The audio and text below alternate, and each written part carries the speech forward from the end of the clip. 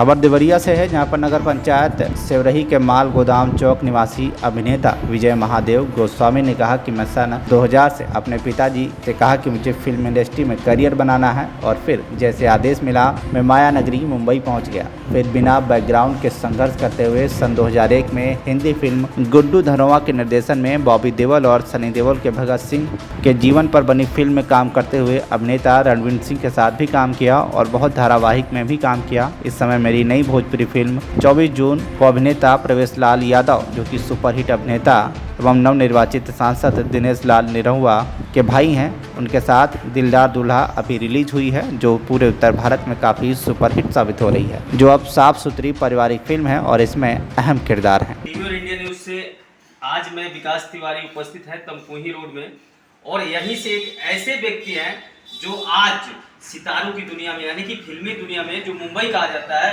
वहाँ अपनी मेहनत के चलते पूरा अपना वर्चस्व कायम कर रहे हैं और वो कहीं ना कहीं एक रियल हीरो है दिखता है क्योंकि उन्होंने अपने इस लक्ष्य की प्राप्ति के लिए उन्होंने मेहनत किया है। उनको विरासत में भी नहीं मिली है और ना ही उनको थोपा गया है कि आपको यही करना है। उनको शौक था, उनके भी बाकी लोग के पिता की तरह उनके पिता का भी सपना था कि वो कुछ इंजीनियर बने, डॉक्टर बने, आईएएस बने, लेकिन नहीं, इनके अंदर कुछ थी, कला थी, और जिसको इन्होंने सोचा कि मुझे लोगों के सामने लाना है, दिखाना है, तो उन्होंने मेहनत किया, लगन किया और यहाँ से 2000 किलोमीटर दूर मुंबई गए और मुंबई में जाकर काफी संघर्ष किया। ऐसे तो जब मैं उनसे आपको मिलवाऊंगा तो बहुत आसान लगेगा, लेकिन नहीं, इसके पीछे बहुत सारी कहानियां होती है जिसको आप नहीं समझ सकते। एक व्यक्ति ही समझ सकता है जो उस लक्ष्य तक उस मेहनत करने के बाद वहां पहुंचा हो।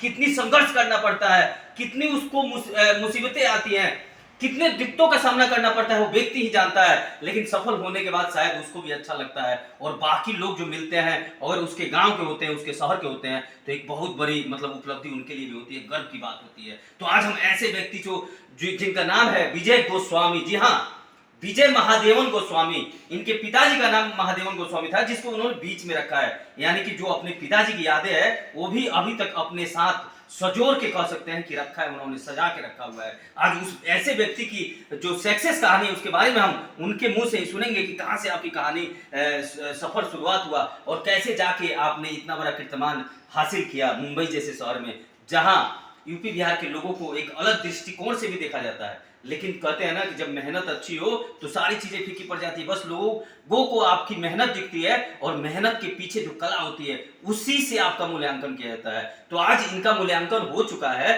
कई सारे इन्होंने हिंदी मूवियां भी किया है, कई सीरियल भी किए इन्होंने, और अभी लेटेस्ट ताकि अपनी मातृभाषा से जुड़े हैं भोजपुरी फिल्म में इन्होंने किया है। अभी एक प्रवेश लाल के साथ जो 24 तारीख को इनकी मूवी रिलीज हुई है। बहुत सारे मुद्दों पे हम बात करेंगे और इनसे जानेंगे कि आपका ये सफर कैसा रहा तमकुही रोड से लेके मुंबई तक का, और कितने दिक्कतें आई, और जो नया यूथ है जो अपना इस क्षेत्र में कैरियर बनाना चाहते हैं उनको क्या करना होगा ताकि उनके लिए कुछ राह आसान हो जाए।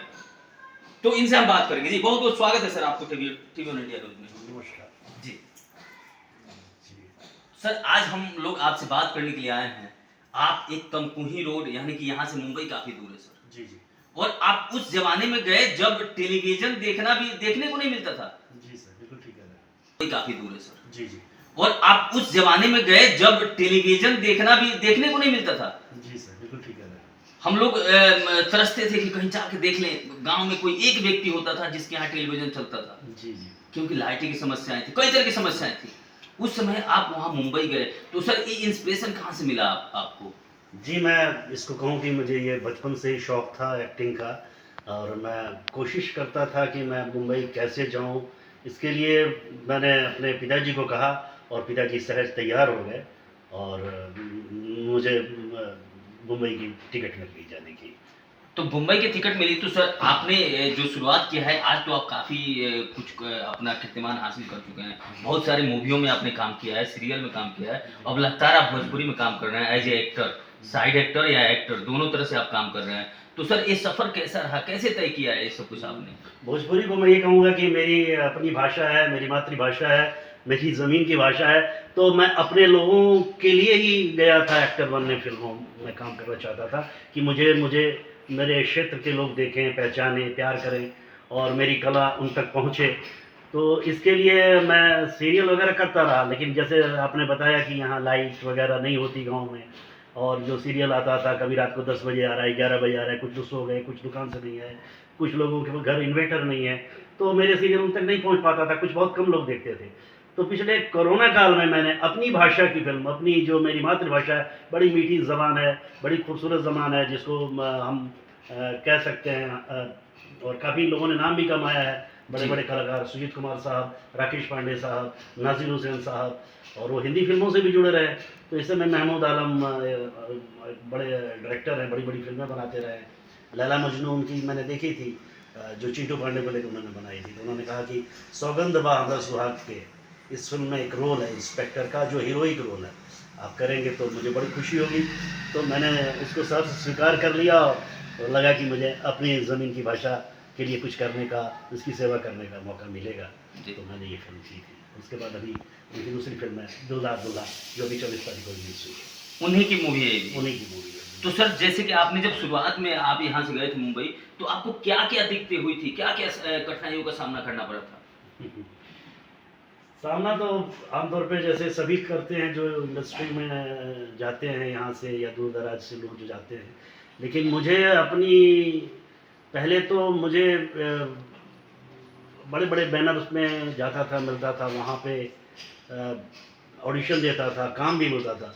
लेकिन बाद में तो जाए तो किन सावधानियों को बरतते हैं ताकि उनको ज्यादा दिखते ना हो सर? बम्बई का स्ट्रगल क्या है, मैं तो यही कहूँगा, 2 लाइन में कहूँगा, मिलते रहिए। और वो कब तक मिलते रहिए इसका पता नहीं है, सारी ज़िंदगी फिर आपको नंबर। लेकिन सबसे ज़्यादा मैं इस बात पे फोकस करता रहा हूँ कि आप उन लोगों से मिलिए जो जेन्युइन लोग हैं। और जेन्युइन लोग वो हैं जिनकी फिल्में आ रही हैं, या वो प्रोडक्शन हाउस जो फिल्में बना रहे हैं। वो तो आप बता सकते हैं ना कि ये प्रोडक्शन हाउस ये फिल्म बना रहा है, ये शो आ रहा है, इस चैनल पे ये शो आ रहा है, तो ये तो आप जानते हैं। बस उन्हीं लोगों से मिलिए, बाकी किसी से मत मिलिए। बीच में आपको अंधेरी साइड में, आदर्श नगर साइड में कई ऐसे लोग मिल जाएंगे आपको देख के कि आपको हीरो बना देंगे, आपको बहुत बड़ा रोल दिलवा देंगे। तो ऐसे लोग क्या हैं, सालों घुमाते रहते हैं, आपका टाइम, आपके पैसे खराब करते हैं। तो जेन्युइन लोग का मतलब यही है कि आप उसी प्रोडक्शन हाउस में जाएं जो प्रोडक्शन हाउस फिल्में बना रहा है जी। और उसी तो जो नए उठे इसका कैसे पता करेंगे कि ये जो लोग मिल रहे हैं वो फर्जी नहीं है, वो मतलब हकीकत ही है? कैसे पता करेंगे सर वो लोग? आप बहुत ईजी है पता करना। जिस आदमी का कोई बैकग्राउंड नहीं है, सड़क पे राह चलते मिल जाते हैं लोग, कहते हैं कि मैं आपको फिल्मों में काम दिला दूंगा, आपको हीरो बना दूंगा। मेरा कहने का मतलब तो यही है, अभी पिछले मैंने आपको कहा ही कि अगर आप जुड़ना चाहते हैं तो देखिए टीवी पे किस प्रोडक्शन हाउस का ये शो आ रहा है, या जैसे धर्मा प्रोडक्शन है, या कोई भी बड़े बड़े हैं, अक्षय कुमार फिल्में बनाते हैं, अजय देवगन फिल्में बनाते हैं। लोग डर जाते हैं क्योंकि इनकी ऑफिस में जाने पे आपको इतनी फुटेज मिलती नहीं शुरू में, क्योंकि वो लोग जेन्युइन लोग हैं, आपको इतना फुटेज देते नहीं हैं, आपको इतनी तवज्जो देते नहीं हैं। लेकिन आपको वहीं पे ढूंढना होगा अपने आप को। अगर आप में सलाहियत है, आप में टैलेंट है, तो आप जब तक अच्छे लोगों से नहीं मिलेंगे तब तक आपको काम नहीं मिलेगा। अच्छे लोगों के साथ काम करेंगे तभी आपको पहचान मिलेगी। तो मैं शुरू से ही जो भी अपने इलाके के लोग आते हैं उनको मैं यही कहता हूँ कि आप उन्हीं लोगों से मिलिए जो लोग काम रनिंग कर रहे हैं, चल रहा है जिनका काम। या कोई लोग काम किसी ज़माने में, बहुत ज़माने में फिल्में बनाई थी, तो आप ये सोच के उनके ऑफिस में झटके खा रहे हैं। आप ये देखिए कि अभी कुछ कर रहे हैं कि नहीं, अभी कुछ बना रहे हैं कि नहीं, फिर आपका संघर्ष लंबा हो जाता था। हालांकि इन सब चीज़ों से मैं भी गुजरा हूँ, क्योंकि मुझे भी नहीं पता था। मैं भी उन्हीं लोगों के पास जाता था, या जहाँ पे अपने को फुटेज मिलती थी, इज्जत मिलती थी, उन्हीं लोगों से मिलता रहता था, लगता था यही कुछ हो जाएगा। लेकिन ऐसे में मेरे 20 साल निकल गए जी, बहुत लंबा वक्त निकल जाता है। तो जो लोग काम कर रहे हैं उन लोगों से मिलिए और वही आपको काम दे पाएंगे, चाहे छोटा मिले बड़ा मिले, आप काम कीजिए। अगर पर्दे के पीछे करना चाहते हैं तो क्या काम है, आप लोग देखिए इस फिल्म में। तो उस फिल्म में मेरा रोल कट जाता था, काट दिए जाते थे, तो मैं समझ नहीं आता था कि क्यों ऐसा हो रहा है। बाद में लोगों ने बताया कि शायद फिल्म की लेंथ बड़ी हो गई होगी, लेकिन कुछ लोगों ने कहा जो मतलब कि कभी भी आप यहाँ पे अच्छा करने की कोशिश करोगे तो आपको अच्छा नहीं करने दिया जाएगा। ये हिंदी फिल्मों का एक बड़ी विडम्बना है, या नए कलाकारों के साथ बड़ी विडम्बना है कि आप अच्छा करने की कोशिश कर रहे हैं, तो नहीं करने दिया था। और कौन कौन सी सर जो हिंदी मूवी है जिसमें आपने काम किया यहाँ से, क्योंकि देखेंगे उपभोक्ता देखेंगे, हमारे व्यूअर देखेंगे, तो उन मूवियों का नाम, कौन कौन से सीरियल में आपने काम किया? ये सीरियल मूवी तो मेरी पहली 2001 में मैंने फिल्म की थी, शहीद की थी, गुड्डू धनोआ साहब की फिल्म थी वो। उसमें भगवान दास माहौर एक शायर थे, यूपी के फ्रीडम फाइटर थे, उनका कैरेक्टर मैंने किया था उस फिल्म में। और वो फिल्म इत्तेफाक से उस वक्त 3-4 भगत सिंह जी की फिल्में बन रही थी, तो बड़ी विडम्बना ये रही कि वो जैसे राजकुमार संतोषी भी बना रहे थे और भी कुछ लोग बना रहे थे, शहीद आज़म कोई बना रहा था, देव गांधी बना रहे थे, गुड्डू धनोआ साहब शहीद बना रहे थे।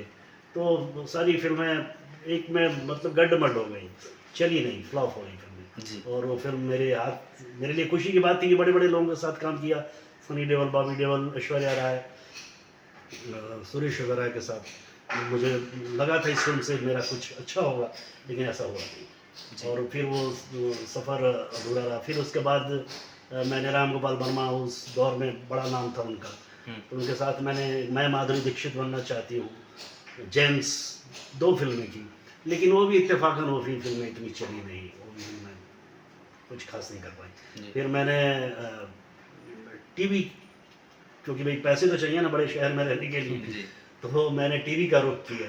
तो ऐसे में मुझे टीवी पे काम मिला, जी टीवी के लिए मैंने एक शो किया, झांसी की रानी।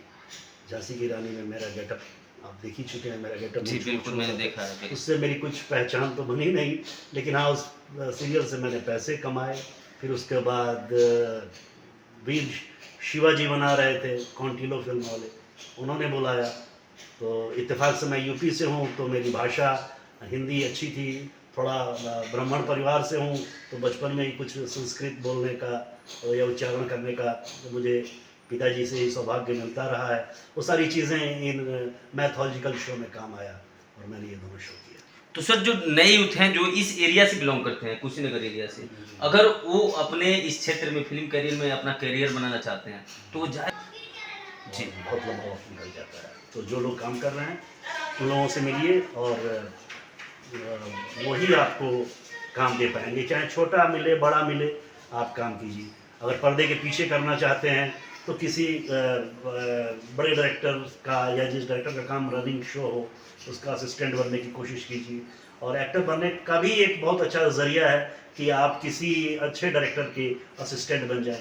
थोड़ा आपका कैमरे का ज्ञान हो जाएगा, थोड़ी आपकी लाइटिंग की ज्ञान हो जाएगी, थोड़ा डायरेक्शन के हिसाब से आपको पता चल जाएगा कैसे क्या करना है।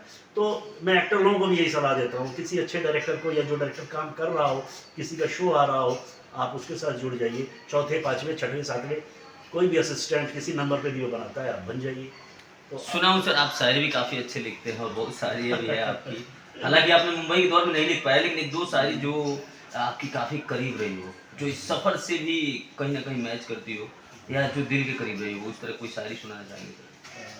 दिल के करीब शायरी बस दिल की जब भी सुनता हूँ तो लिख लेता हूँ। अभी तो नहीं लिखता मैं, जैसे आपने कहा हाँ, 30 साल हो गए शायरी लिखे, लेकिन शायरी का शौक़ मुझे बचपन में था और मैं आपको वही उसी की 2-4 लाइन बिल्कुल बिल्कुल सर सुना देता हूँ। कल वादा करके जब आप ना आए, रात तो हुई मगर हम शाम ये बैठे थे, रंज गम दर्द हम ज़्यादा ना कम तमाम ये बैठे थे। अरे वाह, क्या बात है सर, क्या बात। खुशबू तेरी लिए हवा की एक झोंके ने कहा, वो आज नहीं आएंगे कोई काम लिए बैठे थे।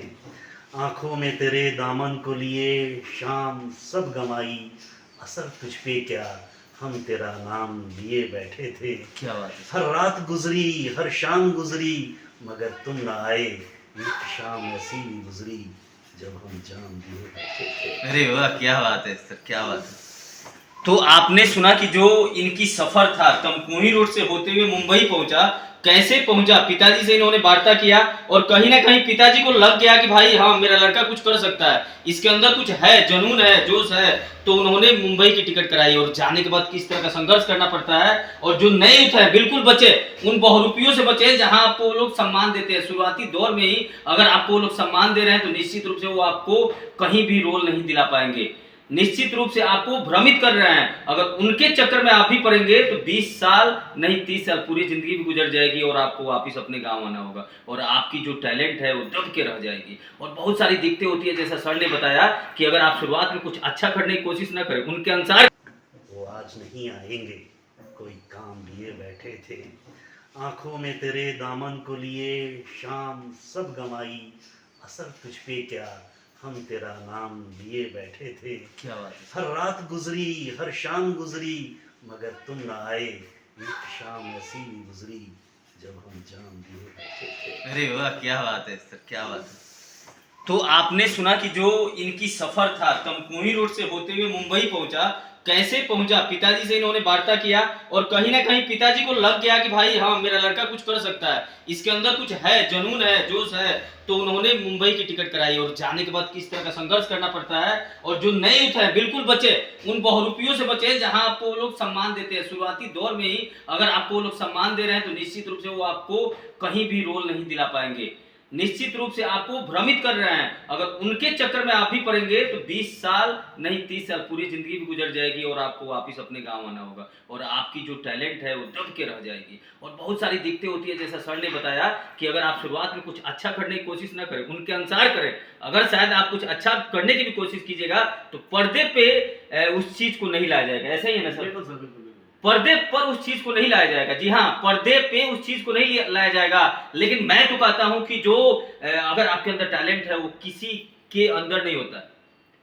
क्या बोलते हैं सर टैलेंट को हिंदी में? प्रतिभा। प्रतिभा किसी का मोहताज नहीं होता है। जी सर, बिल्कुल। प्रतिभा किसी का मोहताज नहीं होता है। आपकी मूल्यांकन आपके घर से ही किया जाने लगता है। जब आपके अंदर किसी चीज को प्रतिभा लेकर आएंगे तो आप चलेंगे तो वहां जो बगल में लोग गुजरेंगे, भले आपको नहीं पता चलेगा लेकिन दुनिया नोटिस करती है भैया। मैं भी जानता हूं, सभी जानते हैं, दुनिया नोटिस करती है। आपको वहीं से नोटिस किया जाने लगेगा और लोग आपकी प्रतिभा इसलिए दबाए नहीं, प्रतिभा है तो उसको जागृत करें, रखें अपने पास। आपको सफलता एक न एक दिन जरूर मिलेगी। आप देख रहे हैं टीवी ऑन इंडिया न्यूज और टीवी ऑन इंडिया न्यूज पे हमारे एक्टर विजय महादेव गोस्वामी जी आए, इसके लिए इनको बहुत बहुत शुक्रिया।